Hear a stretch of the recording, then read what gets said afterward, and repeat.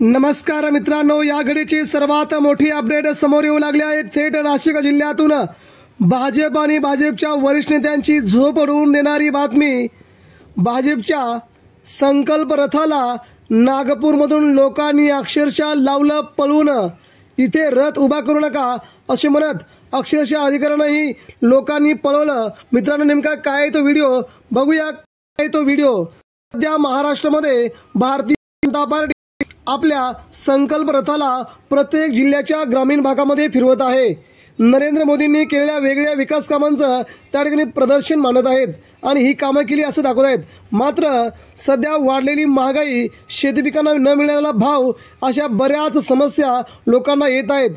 त्याच प्रकारे त्या गाडीवरती लिहिलेलं मोदी सरकार हे नाव पुसून टाका, भारत सरकार हे नाव लिहा, अशा सगळ्या या समस्यांना लोकांचा राग अनावर होऊन लोकांनी अक्षरशः भाजपच्या रथांना गावागावातून पळवून लावण्याच्या घडत आहेत।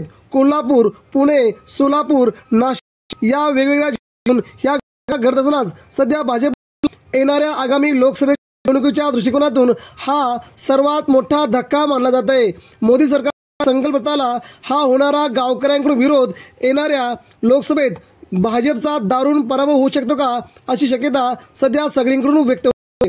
मित्रांनो, याबद्दल आपल्या काय वाटतं? संकल्प रथ जे योजना सांगत आहे किंवा मोदी सरकारने कामं सांगत आहेत ती खरंच त्यांनी कामं केली आहेत का? आपली मतं काय आहेत? आपली प्रतिक्रिया आपल्या शब्दात व्यक्त करा। जय हिंद, जय महाराष्ट्र।